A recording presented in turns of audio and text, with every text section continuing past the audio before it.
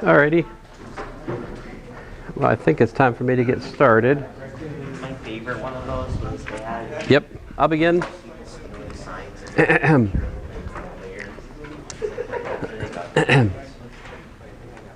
Heavenly Father, we thank you for this day. Again, I thank you for these students, for the weekend just completed. Just help us to make the most of this time. Help us to glorify you in what we do.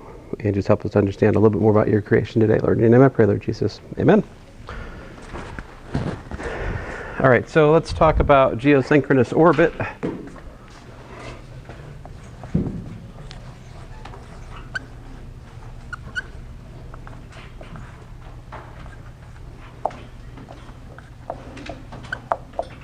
So basically, here's the story.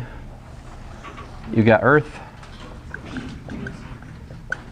right? And then out here somewhere you got a satellite.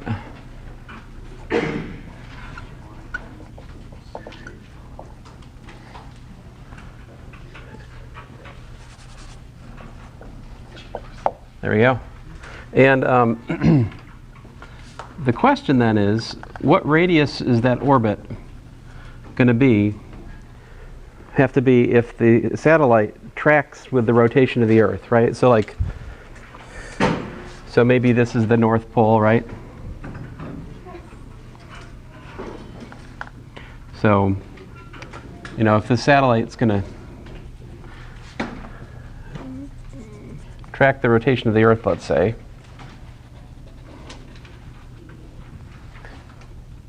then what radius should this be? All right.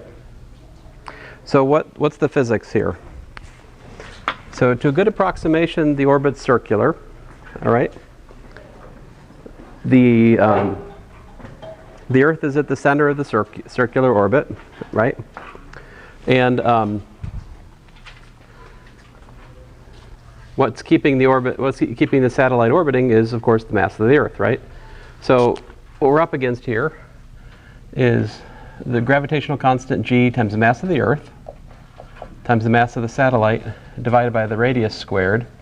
That force is giving us the mv squared over r, right?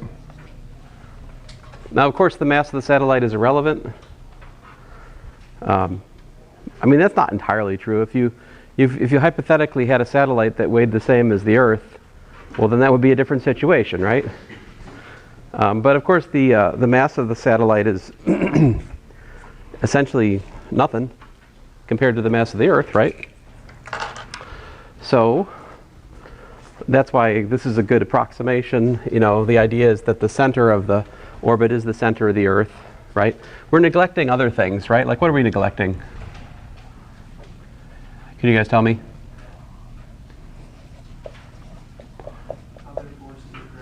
Other forces of gravity, such as?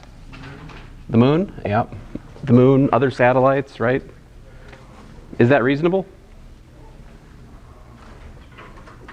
How far is the moon from the satellites? It's comparatively further, right? And also the mass of the moon how's the mass of the moon compared to the mass of the Earth? It's smaller. Okay, but I mean, I don't know off the top of my head either. We could look it up though, right? So 2 pi over r squared, 2 pi, let's see, my bad. Oh, goodness gracious. V is what? 2 pi r over the orbital period squared, right? Now, if it's geosynchronous orbit, that means that the orbital time, the period is what? 1 day, right? So big T is 1 day. So let's see here. What's this give us? We get g, mass of the Earth, divided by the radius of the orbit. We got 4 pi squared r squared over t squared. And so we get r is equal to the cube root, right, of g times the mass of the Earth times the period squared divided by 4 pi squared, I think.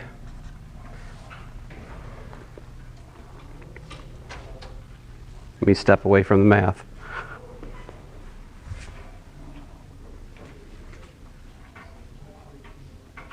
All right, and then we just have to plug the numbers in, right? So what was G?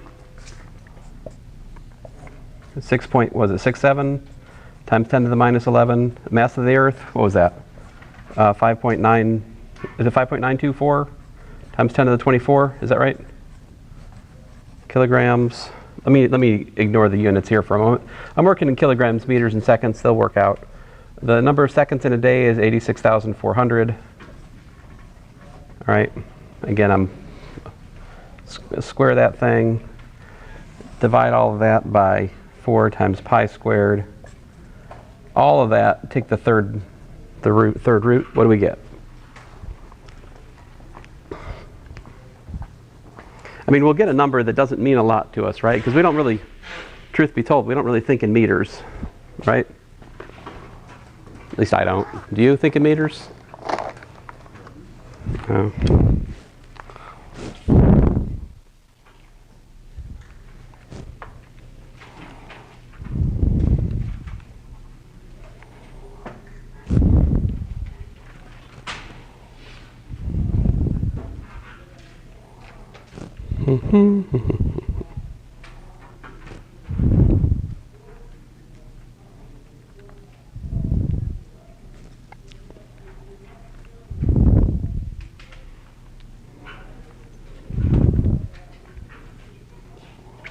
Let's see here. Almost there. Whoa. Well, 4.2, I'll just keep it at 3 decimal places here because I've been super careful with these numbers. 4.21 times 10 to the what?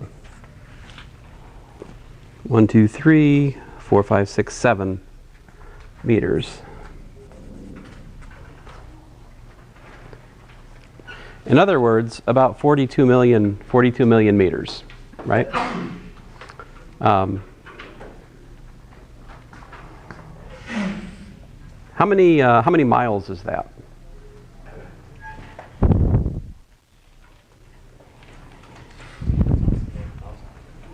So that's about 26,177 miles. This is about 26,000, let's say 200 miles. What altitude is that? What's the altitude of geosynchronous orbit? What's the difference between altitude and R?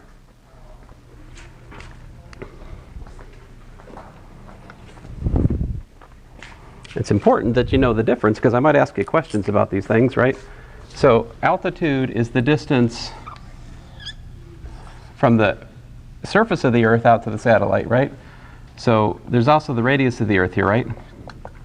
So R is equal to the radius of the Earth plus the altitude. What did we say the radius of the Earth was, approximately? What was it? Oof. I want to say I'm remembering 4,000 miles. Is about 4,000? But we had a more specific number for meters. What was it? I wrote it on the board last time. I don't remember these things off the top of my head.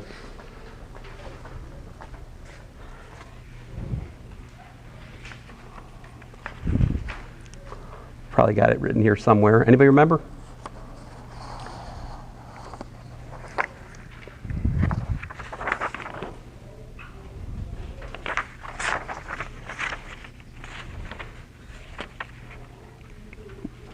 Nobody?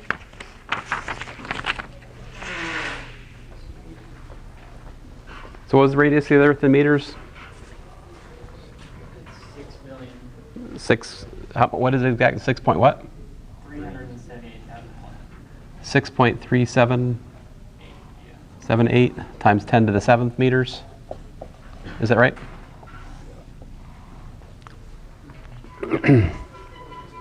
That can't be right. Times 10 to the 6th, right? Yeah. Why can't that be right? That would mean that we'd have to dig a mine to hang a geosynchronous, satellite in orbit. That'd be a trick. So yeah, 6. That would make more sense. So let's see here. To put these numbers in perspective, how far out is geosynchronous orbit? It's what? It's about 7 times the radius of the Earth out from the center. So it's an altitude of what? About 22,200 miles. So if you get out there, there's a lot of satellites, right? Because there's obviously benefits to having your satellite tracking the same region of the globe as it orbits, right? You can see for communication satellites, that's very nice. Is that actually how satellites work, though? Like most satellites? There's a lot of satellites that are not in geosynchronous orbit, right? There's I think a typical strategy is something like you have a bunch of them, right? And they're going in these faster orbits, and there's like a layering of them so that you have multiple different satellites that are servicing whatever communications band you're talking about. So it's more complicated. It's not usually that it's just a geosynchronous orbit, which is how these things work. But anyway, any questions? No? All right, well, let's look at something else. Suppose I have a mass m here, all right, and suppose I have a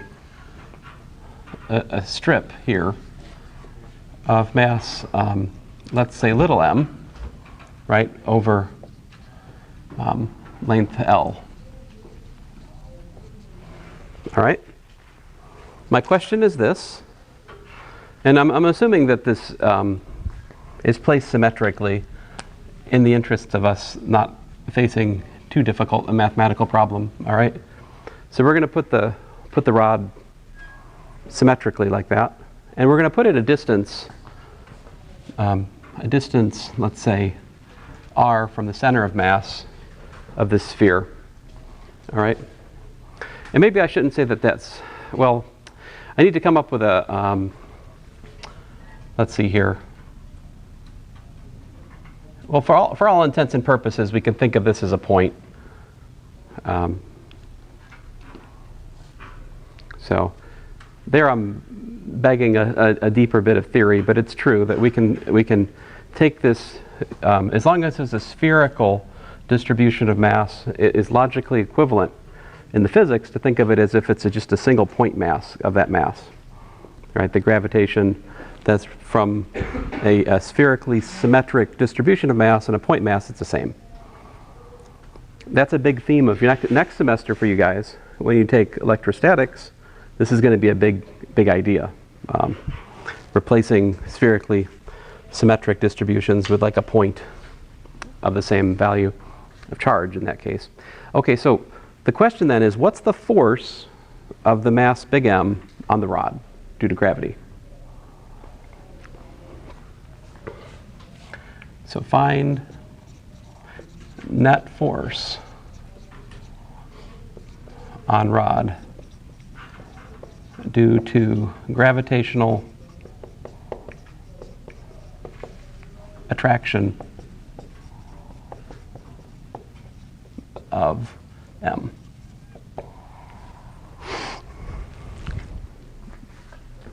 And we're going to assume that this rod has a uniform mass. All right, so like length L uniformly. Lambda is going to be, the mass divided by the length, and that's going to be equal to, let's say, dm dx.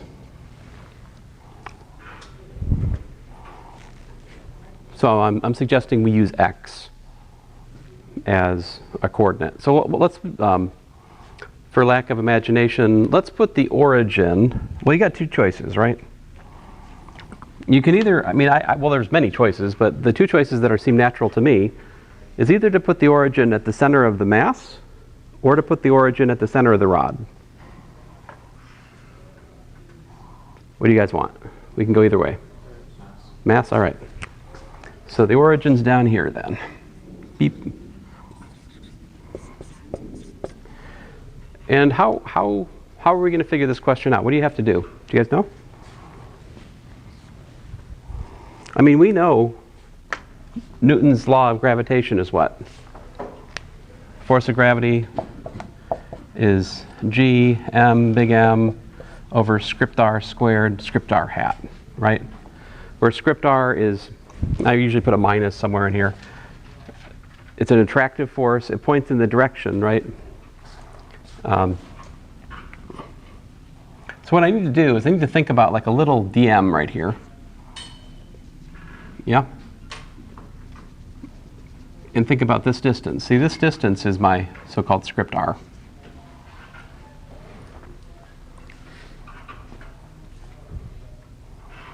So the force of gravity from this mass pulling on that little infinitesimal mass is what? Well, we could think of it like this. It's a vector, right? But you could think of it as this df vector. How do you figure out the value of that? Well, df vector is equal to minus g, the mass of the gravitating object, times dm, divided by what?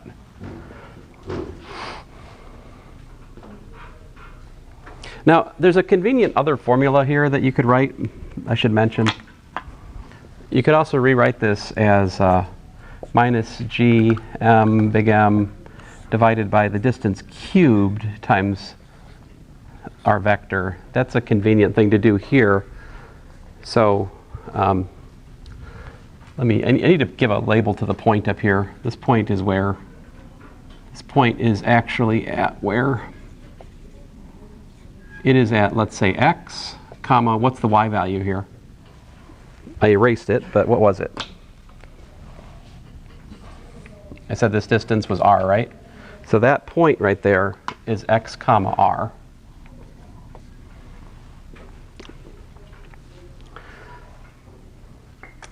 So what is the distance? So this vector here, how would I describe that vector?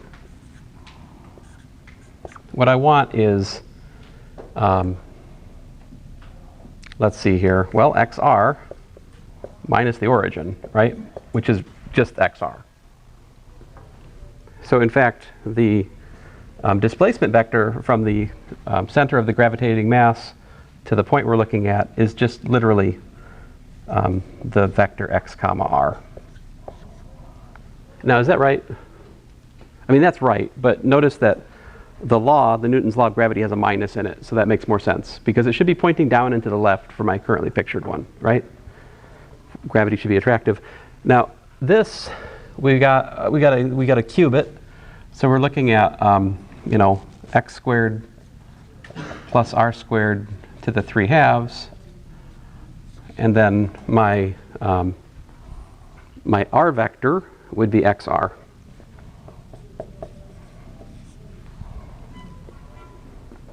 And so there you have it. That's the force of gravity, the infinitesimal force of gravity that one little bit of mass dm experiences as a consequence of the mass big M. Now, do I need to keep being two-dimensional for this calculation, or can at this point I wanted to show you how to set it up, all right? But we don't quite need this much sophistication for the calculation, because what's going to happen here? Which direction does gravity pull on this rod?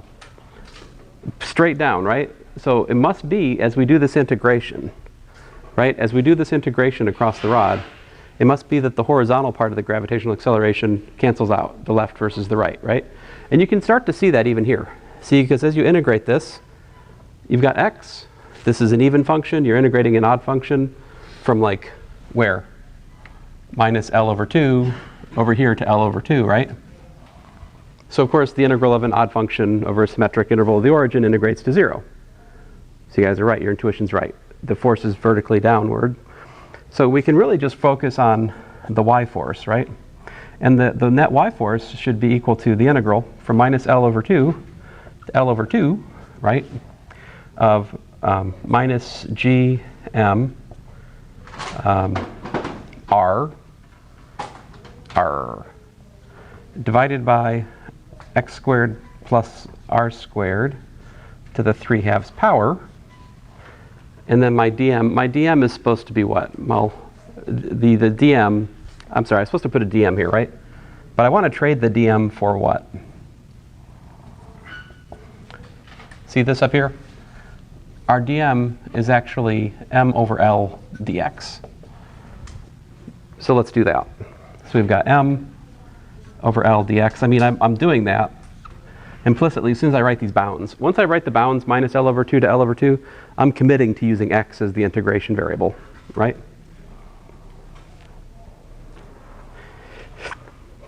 So good news, Calculus 2 is a co-requisite for this class. Everyone has done this integral by now. How do you do it?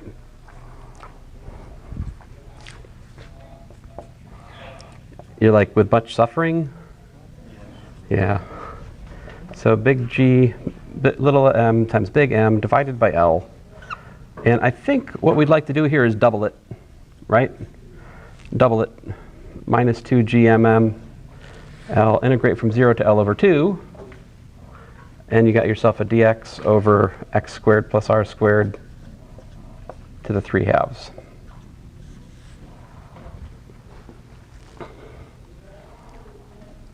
So at this point, you can finish it, right? Because this is calculus 2. We don't need to go through that in here, right?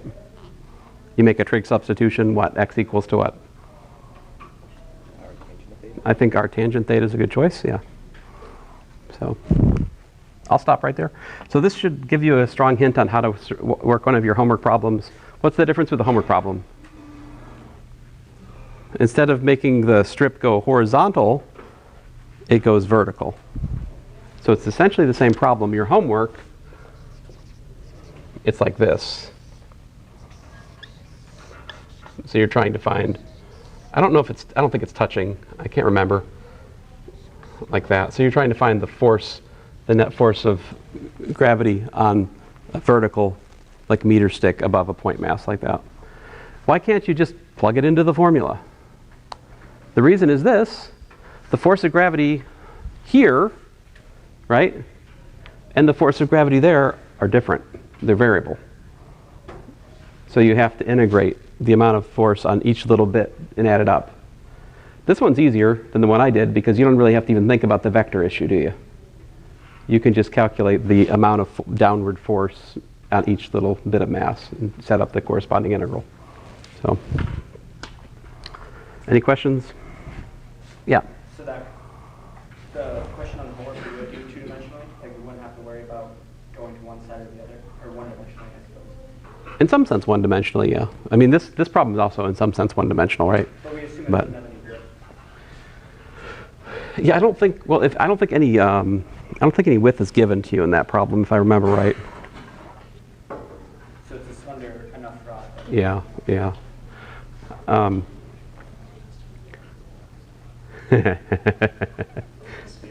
Yeah, if the well, let me just say this: if the rod was actually rectangular and large enough to be comparable to the size of the circular mass that you're calculating the gravitation of, you shouldn't do that as homework. You should demand payment for that problem, because it's not a homework. That's a job. That's a much worse problem. In fact, that's generally true of most of the problems you'll be asked next semester. If you just take the point that you're given and move it off the symmetry axis you've been asked it becomes a job, not a homework problem, because it requires like an infinite series of Bessel functions or something like that. Okay, anyway, let's get back to track here. Let's talk about energy. Oh. No, I mean, there are vector questions to ask here that are interesting. If we have time today, I'll do one. I don't know if we do. But one I have in mind, I'll just mention in case we run out of time, is you can just think about this. What if you had, like 3 masses, M1, M2, M3, right? Then you could ask, pick some point here and ask, what's the gravitational force due to these 3 masses? How would you have to figure that out?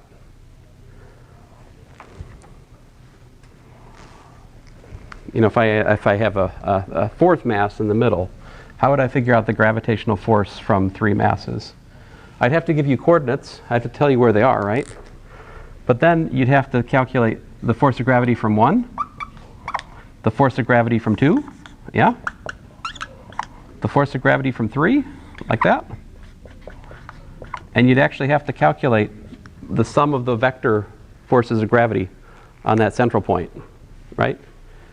And you'd want to use, you'd really want to use, I strongly recommend using this kind of formulation.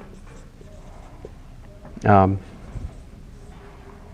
what you do is you take the distance between r minus r1, you cube that thing, and you multiply that by r minus r1. This is a nice, this is the force of gravity of like m1 if this center point here is at r. So you divide by the length cubed, and you get the direction by taking the displacement vector between the point that you're looking at and the point that the source gravity is coming from. Okay, anyway, let's talk about energy.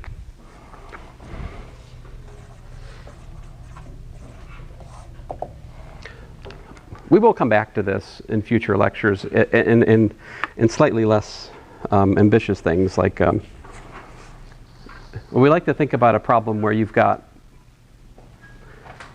like a planet with 2 moons and they're orbiting the planet and trying to understand that kind of orbital problem. We can do that sort of problem. Okay, so energy. Whoa! Well, I didn't even see it there, you know? I guess that's how it's supposed to work. But so what's the potential energy due to gravity? You guys remember? Potential energy due to gravity is mgh, right? This is true right up until it's not. Okay? When is it not true? Now. It's not true now. Like, we can do better, all right? So we need to talk about that. So for us, the force of gravity, right, as I've just been writing, is minus g mass 1, mass 2, divided by r squared, r hat. So what am I doing? I put, let's say I put m1 at origin, right? And I'm typically thinking of this as being the mass of the Earth. Okay, that's our typical application here. All right. Is this a conservative force? Is the force of gravity a conservative force? What question do we have to ask then? Is the force of gravity, right, is it equal minus the gradient of a potential energy function? That begs the question, how do you calculate the gradient of the potential, how do you calculate the gradient of a function which is in spherical coordinates, actually? See, because what is r? R is like the spherical distance from the origin, right? So you will learn in Calculus 3 that the formula for the spherical divergence is this: partial u partial r hat plus 1 over r partial u partial theta hat plus 1 over r sine theta partial u partial phi hat.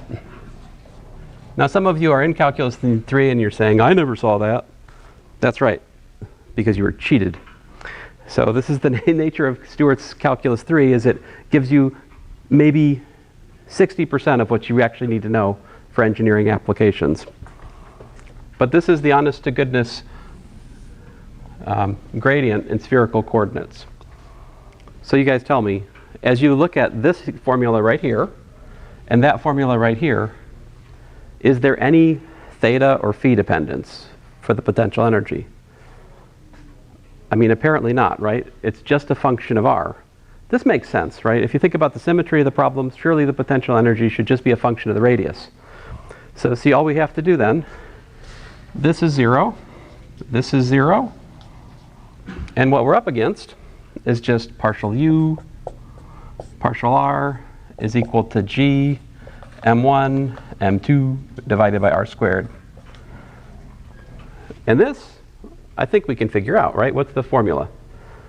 The potential energy as a function of r apparently is equal to u naught minus g m1 m2 divided by r. Why is there a minus? Because we integrated, right? So there you have it. This is the honest to goodness potential energy due to gravity for mass m. So more specifically, let me apply it to the mass of the Earth. We're talking about u is equal to the, u naught, excuse me, u as a function of r is equal to u naught minus g times the mass of the Earth times the mass that we're talking about divided by r. There you go. That's the potential energy for a mass m, a distance r from the center of the Earth. Now we could also rewrite this formula in terms of the radius of the Earth, right? We could write this formula in terms of altitude. How do we do that? We probably should do that.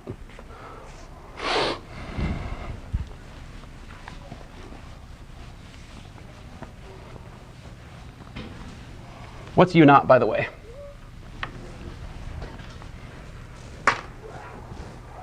The answer is anything you want it to be. All right, but a constant. I mean, we can't make it 10 halfway through and change it to 5 joules then, and 30 joules tomorrow. I mean, we got to make a choice. Whatever we make that choice, it is what it is. The standard choice that's made is the following. We like to pick u naught so that the potential energy is 0 at infinity, whatever that means. So let's see here. So we have u of r. I'll write it again here. U naught minus g mass of the Earth, mass that we're talking about, divided by r.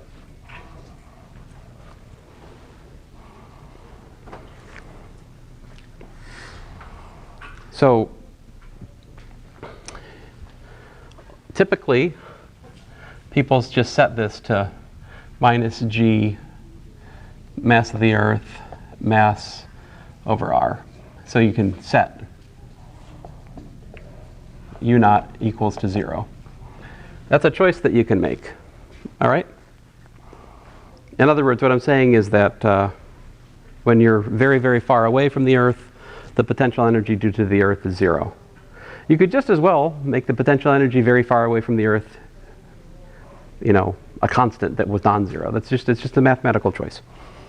So now we can draw our energy level diagrams, right? So here's my R, here's my energy, right? What's this graph look like?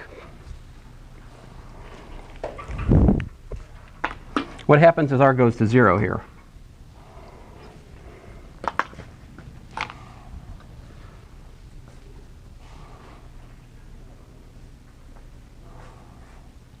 Ooh, it's kind of negative, isn't it? I mean, it's make r equal to 0.00001 or whatever. I mean, you can make that as large a negative as you want. We have a what? We have a vertical asymptote. So it's getting way down there, right? So this is something like the graph.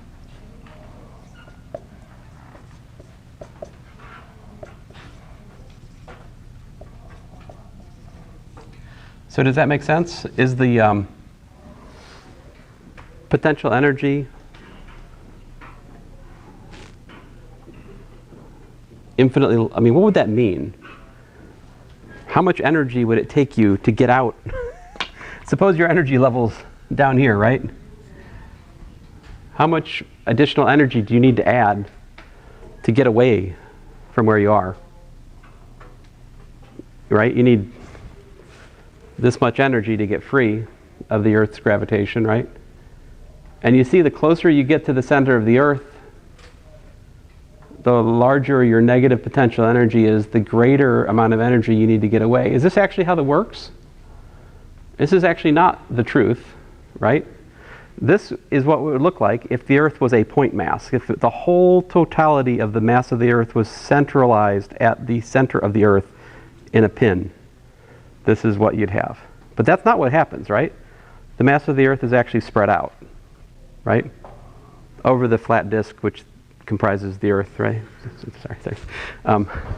No, I mean, there's something called the radius of the Earth, right? And so, a rough approximate, no one really knows for sure, but there's good physical reasons to think that the gravity at the center of the Earth is 0, all right? Now, I guess I should say, to give you a direct physical picture, maybe I should also graph the force, right? So what's the force of gravity?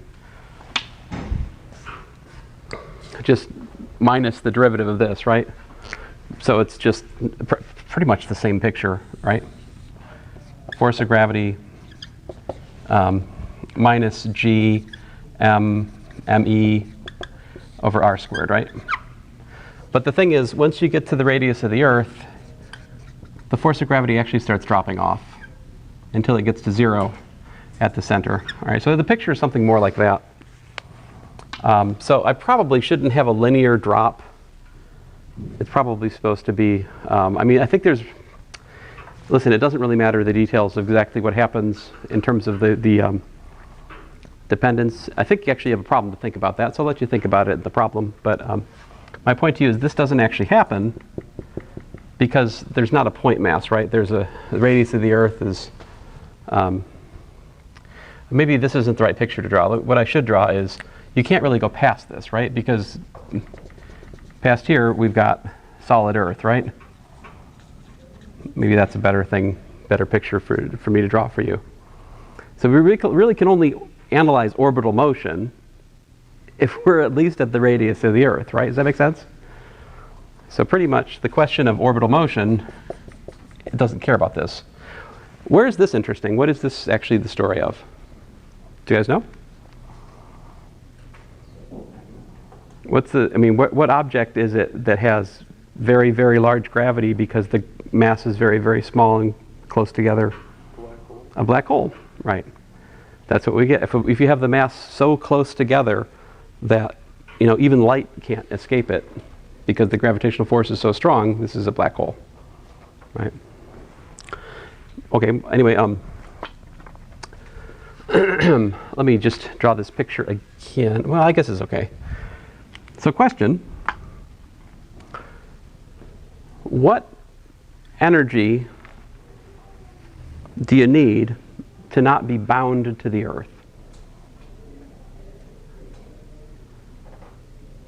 In this case, there's a concrete description you can give for me. Right? I'll just tell you. So there's 3 cases. The one case is bound motion, so something like this. Right? That kind of energy level. See, you could have you have an orbit, right? That goes basically between this and that, right? Maybe you're just kind of just barely you're not colliding with the Earth, but you're just coming close with it and kind of orbiting around, right? So that's something like, it might look something like this, right? I can't draw it worth anything. I should have started with the ellipse. I don't know what happened there, but it's not an ellipse. Ay, ay, ay.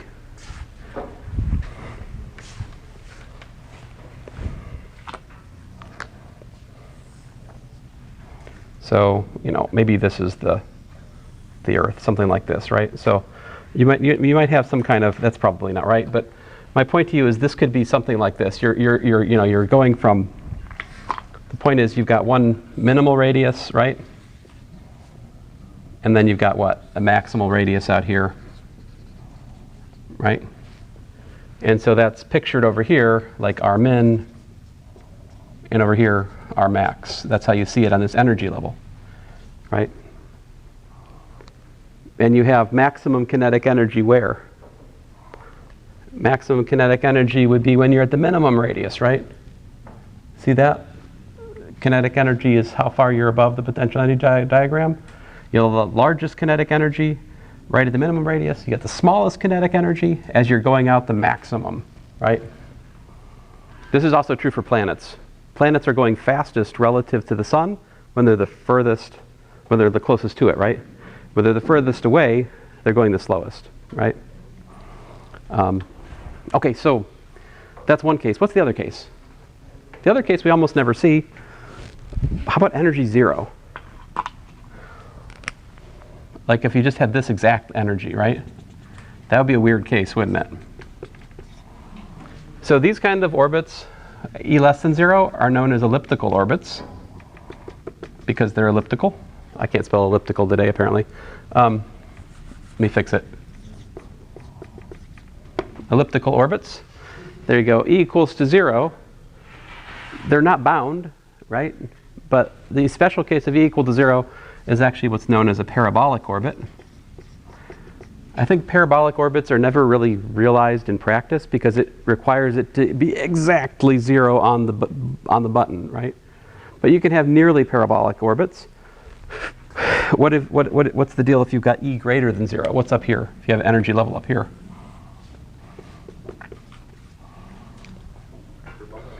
Yeah, these would be the hyperbolic orbits. So hyperbolic orbits, how many times do you see something that's in a hyperbolic orbit? Just once. It doesn't come back, all right? It makes its, it makes its closest approach, whatever that is, and then it goes back out. So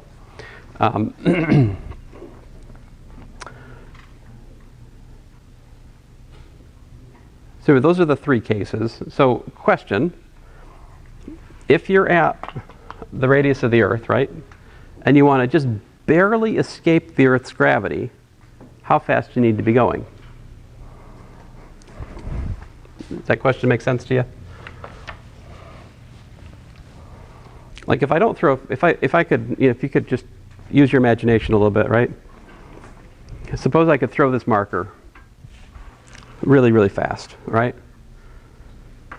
Like that, just really, really fast, like so fast it goes through the wall, and everything else is just irrelevant. Let's imagine that it's not hurting people, it's a magical marker, it's just, but it's still gravitationally bound. What happens is, if I throw it at exactly the right speed, it's gonna gravity's gonna kind of make it curve around the Earth, and hypothetically, it could come all the way back around and hit me in the back of the head. Think about this, right? You guys watch Dragon Ball Z? So if you're familiar with the training on Master Kai's planet, that's you could think about that.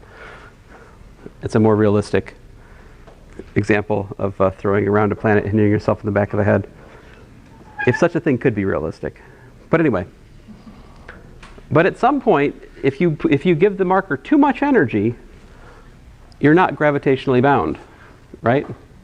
How much energy does it take for me to give a projectile so much energy that it's going to be in a hyperbolic orbit so it doesn't come back?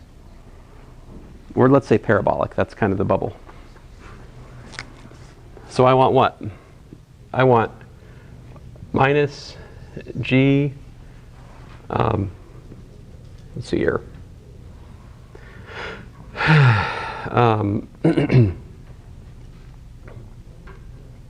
I want minus g m e m over, where are we? How far are we from the center of the Earth? To a good approximation? Exactly, radius of the Earth, 6 point whatever it was. It's right there, 6.378 times 10 to the 6. So that's where we are. And then plus what? Kinetic energy plus 1/2 mv squared. We're hoping, and what do we want this to be equal to? What's just the dividing line? That parabolic case, right? So you want your total energy to be 0 in our current conventions. That would give us the escape velocity. All right? Now, this makes sense as long as if we get close to the speed of light, then we know that we're outside our bounds, right? We should be using special relativity. Don't worry, it's not going to happen. It's nowhere near speed of light, this is. And so, check it out. This doesn't matter. And so what do we get? We get V is the square root of 2g, mass of the Earth, divided by the radius of the Earth. This is giving us our escape speed. What is it?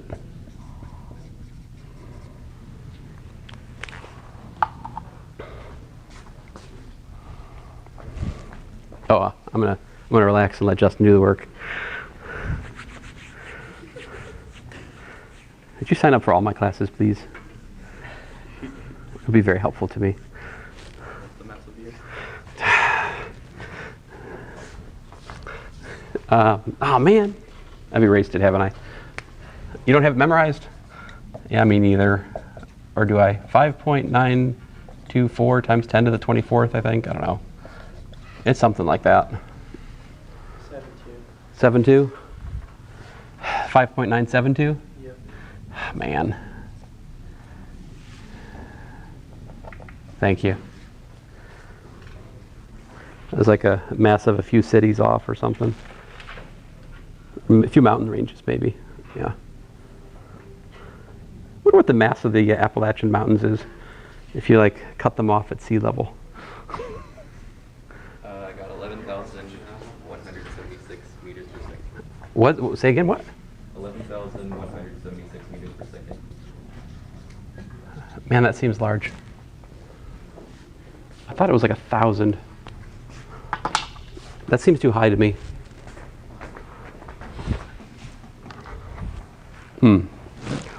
Of course, we could be a victim of the wrong numbers here. What was big G? 6.67 times 10 to the negative 11. Yeah, 6.67 times 10 to the minus 11. Let's see here, times 2 times 5.972. I mean, I'm gonna get the same number as you. I don't even know why I'm bothering. Divide by 6.378.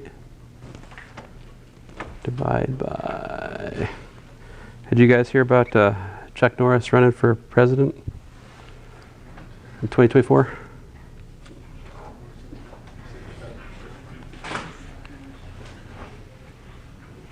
Dang it, that's what I got too. I remember it being like 1,100. I mean, I haven't either, but wouldn't it be awesome? You know, I think he's the right age, right? Do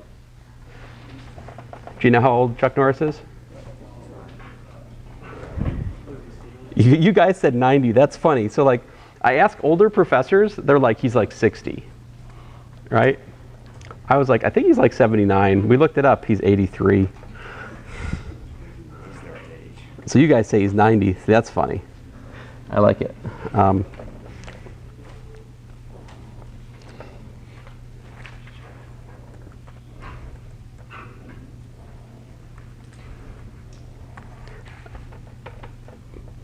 No, you're right. Yeah, 11.2 kilometers per second. So, yep.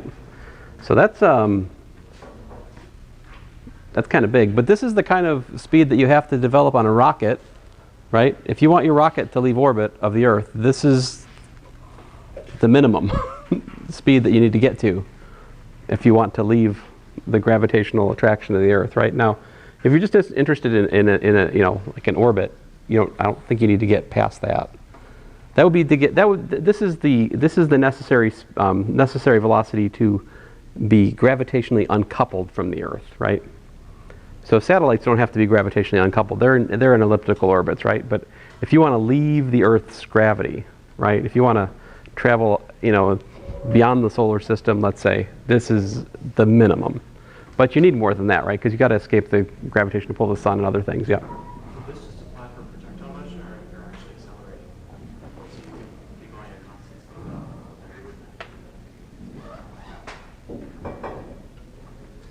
speed. No, I don't think it matters if you're going up or going sideways.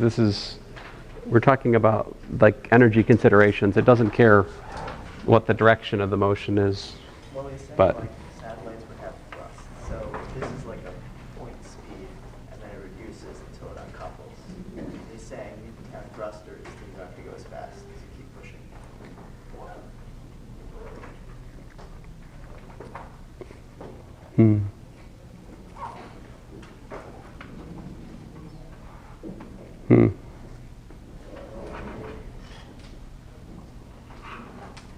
I'll have to think about it.